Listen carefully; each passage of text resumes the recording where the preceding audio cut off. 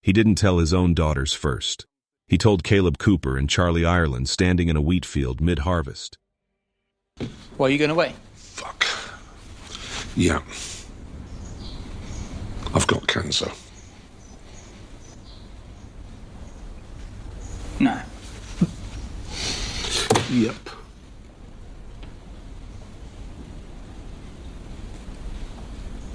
Yeah. That's how the country found out Jeremy Clarkson has cancer. Not a press release.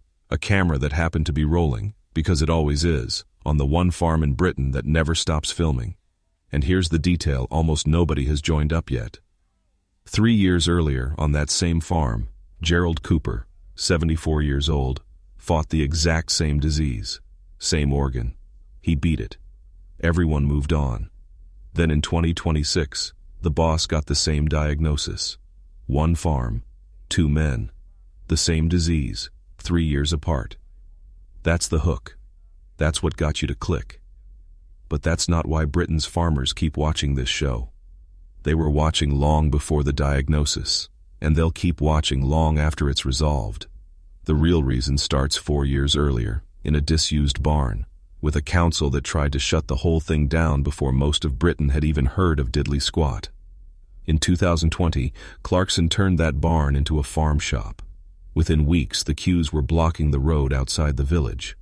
West Oxfordshire District Council issued an enforcement notice. Not a warning. An order. Stop selling anything that wasn't grown within 16 miles of the farm or grown on it directly. Most business owners would call a lawyer and quietly comply. Clarkson filmed the whole fight and put it on television. The council said the business was operating outside its permissions. Clarkson's team called some of the demands excessive.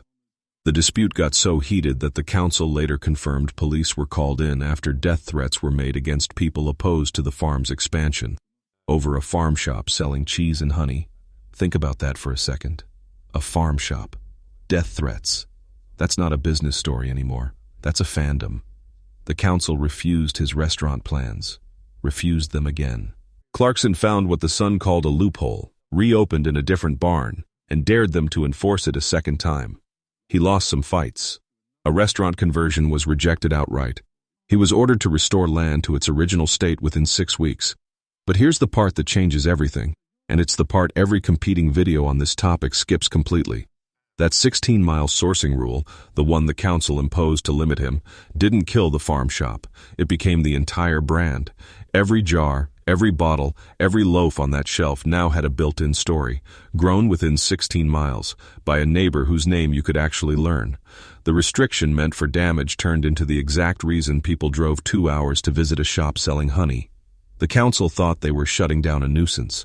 They were writing the origin story of the most talked-about farm shop in Britain. That's the pattern. Watch for it, because it repeats. Now, if you've been finding this as interesting as I have, here's where the story stops being about one farm and starts being about the entire industry standing behind it. Let's go back to November 2024 because that's where the second major thread starts, the one that turned Clarkson from a farmer with a funny television show into a genuine political figurehead. 13,000 farmers marched into Westminster. Tractors blocked the streets outside Parliament.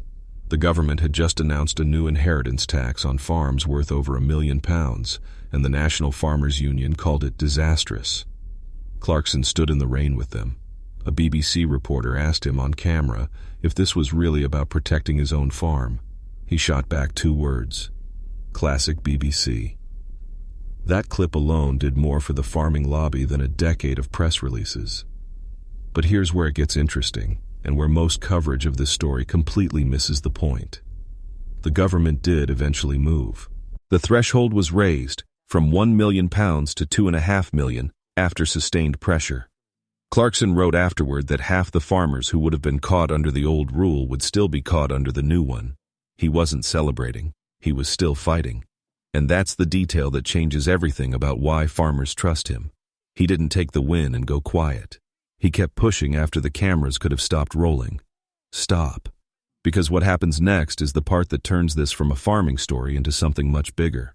While the tax fight was still raging, Diddley Squat got hit with bovine TB. The farm went into lockdown. For 2 months, Clarkson couldn't buy or sell a single cow. For a viewer, that's a plot point. For an actual British farmer watching at home, that's Tuesday.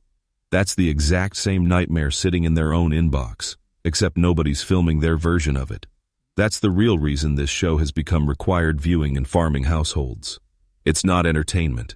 It's the first time their reality has been shown back to them at full volume, with a famous face attached to it. And then came Chris Packham. The naturalist criticized the show's opening sequence on live television, saying it painted an unrealistic picture of British farming. Clarkson hit back in his newspaper column, calling the sequence in question simply a drawing, not a depiction of a real farm. What happened next is the part almost nobody expected. Actual working farmers didn't side with the naturalist. They sided with the sitcom host. Farmers across the country came out publicly defending Clarkson, saying he'd done more to show the pressure of modern agriculture than any campaign group ever had. One Herefordshire arable farmer wrote in Farmers Weekly that whether you like him or loathe him, you cannot deny he's doing British agriculture a genuine service. Think about how strange that sentence is. A television presenter with no farming background, being defended by the actual farming industry, against one of Britain's most respected conservationists. That's not celebrity worship. That's a community that finally feels seen, protecting the one platform that's been showing their real problems on primetime television. Now stand back and look at the full picture. 4.5 million households tune in for this show. That's not a niche agricultural audience. That's a mainstream British institution. And it's not just eyeballs. Waitrose reported a genuine sales surge tied directly to the show.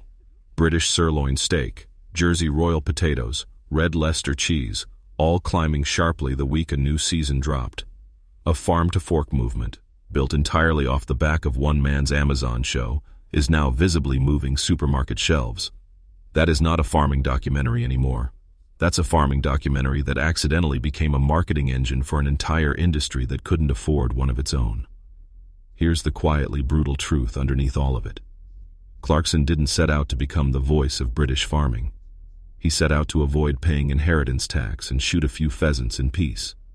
He said so himself, at that same protest, half joking, in front of the cameras. But the industry needed a megaphone, and his happened to be the loudest one in the country. The real, unresolved tension is this: nobody knows yet whether he beats the cancer cleanly. His own words, filmed from a hospital bed at the end of Season 5, were blunt. If treatment works, he'll see everyone for Season 6. If it doesn't, he won't. That's not manufactured drama. Season 6 is already confirmed for 2027. But the man at the center of it is currently the least certain part of his own story. And that is exactly why every British farmer is watching. Not because a celebrity got sick. Because the one platform that finally made their invisible industry visible is now, itself, fighting for its own survival. And they know, better than anyone, what that feels like. If you've farmed or grown up around someone who has, you already know exactly what I mean. Drop a comment and tell me, did this show finally make your family's work visible? Or did it get something wrong that nobody outside farming ever notices? I genuinely want to know. Subscribe if you want the next one on how this story actually plays out.